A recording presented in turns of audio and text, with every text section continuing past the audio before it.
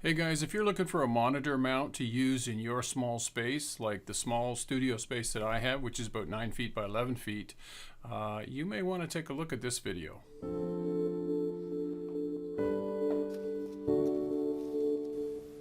So if you guys have been watching any of my recent videos, you saw one about this camera stand that I built not too long ago, kind of a Phobos style camera stand. And it typically resides here, and I shoot in this direction. And one of the problems I had was just the lack of overall space in this area. So I came up with this idea right here, and really all it is, let me just stretch this out for you. If you're used to the Wally Arm system, then you'd be very familiar with this. So what I did was I took a piece of 4-foot steel pole. It's about 1 3/8 inch in diameter. It's the same diameter as a Wally pole. And I was able to put a little cap on the end of it and put 2 screws up into the floor joist. So I just welded a piece of 2-inch by 1.5 inch steel on it so that I could put 2 screws into the floor joist. And then I took this piece of 2x6 down the bottom here and screwed it to the wall, not before I drilled a hole so that the 1 3/8 pipe could fit down into it, and it holds it rock solid tight. And the beauty of that is that I was able to move this cart right out of the way, and I don't need it any longer. So now I've got all this free space. I secured the wires to the wall, and really all this is a Wally extension arm which goes over the pipe before you put it in place. I put a little lever lock on the end here so that I can move the arm up and down the pole. And then this is a 3-section Wally extension arm. And the beauty of this is it allows me tremendous versatility when I'm moving around in the studio. So for example,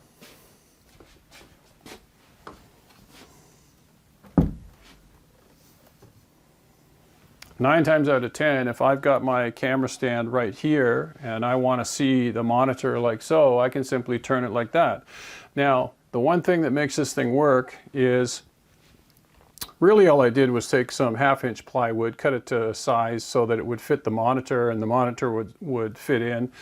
And I took another small strip of plywood, ran it across the top here, so there's no way that the monitor is going to fall out. But the problem was that no matter where you move this, the angle of the monitor wasn't ideal. And the way I solved that was I took a Neewer leveler base and mounted it on the end of the extension arm so that I can now level this to wherever I need it to be. So if I need the monitor to be facing this way because I'm doing headshots down here and I need to see the monitor this angle, it's really just a quick adjustment. And I've got it like so. And I got to tell you, I mean, this thing is a game changer. It just gets everything off the floor out of the way. It frees up a whole ton of space that I didn't have before. I absolutely love it. So let's take a look at the pieces one by one, and maybe you can make one for yourself. So the next thing you're going to have to contend with if you want to make one of these things for yourself is how do you get the Neewer leveler mounted onto the Wally arm? And really all I did was I took the end of the Wally extension arm and I took the existing VESA mount off the arm and I left the plastic insert because plastic insert will give it a little more strength when you put your 3/8 16 bolt through the assembly and then tighten it down.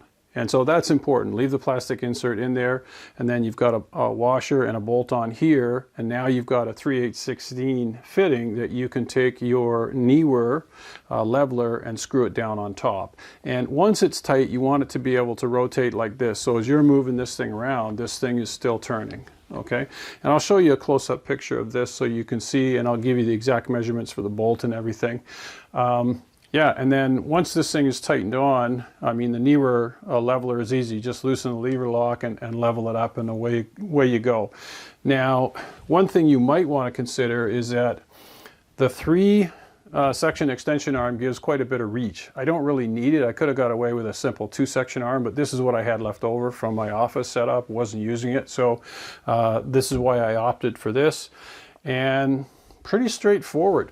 Now, the only other thing that you'll have to come up with, and that is a way to get your platform screwed onto the top of the leveler.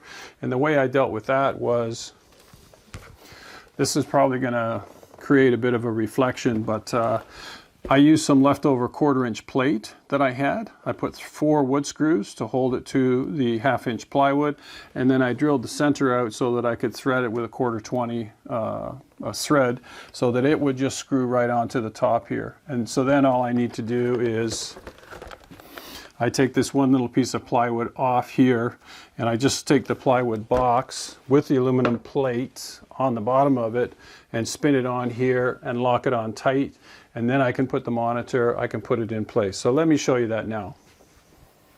All right, so here's the platform with the monitor removed from it.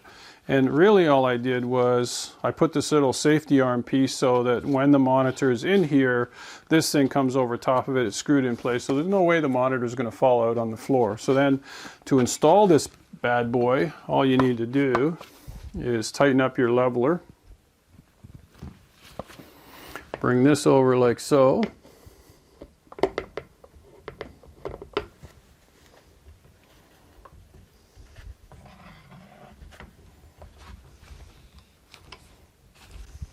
Make sure this is tightened up. And make sure that it's good and tight. And then this comes around like so. Where's my lever here? Oh, there it is. So I just level this up like so. And by the way, this Neewer leveler works really well for this application. I've heard some complaints on some of the YouTube videos I've seen, but for my application it works really well. So then it's just a matter of taking the monitor, pardon me for walking in front of the camera, but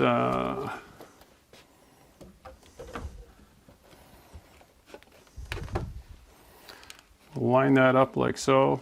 Then this arm comes over. And then I'm just using a Robertson to tighten this thing down.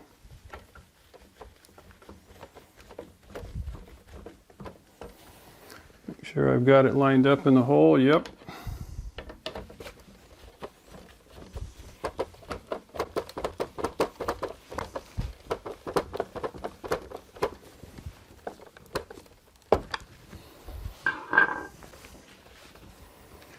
Now your monitor is in place. You can push it and pull it until your heart's desired. And like I said, this is 99.9% of the time, this is the position that I've got it in, but I've got enough cable here. The cable pulls out from the S bracket up here. And I could not be happier with this setup at this point. So I hope you found that useful, and I hope you got enough information. Like I say, I'll put some of the fine details in some of the pictures so that there's no mistake about what the bolt sizes are and that, and then you can build your own. So one thing you're going to want to make sure that you do when you put your 3/8/16 bolt in here, and that is the bolt goes first, the washer goes against the mount, another washer on the other side. In my case, I have 2 washers. And then this nut here is a nylock nut. And that nut has to, the reason I use the nylock nut is that you want to make sure that your 3/8/16 bolt will rotate. So if you just take any old nut on there and you tighten it down, it's going to be tight. What you want to do is take it all the way down so that it's tight so that you can't turn this, and then back off this nut, holding this of course in the bottom with another wrench, back off this nut a little bit so that you've got just so that this is going to turn freely. And that's the key, because no matter which way you move this around, you're going to need that flexibility. You want this to be able to rotate. And then the rest is handled by the Neewer leveler, and which is mounted to the aluminum plate. All right, folks, that's going to wrap it up for this one. If you enjoyed watching the video, you found it useful, by all means hit the subscribe and like and notification bells, all that good stuff. And for heaven's sake, if you have questions, if you want to do one of these on your own, you know, connect in. I'm happy to help you, try and get back to people as quick as I can. And stay safe, and we'll see you in the next one.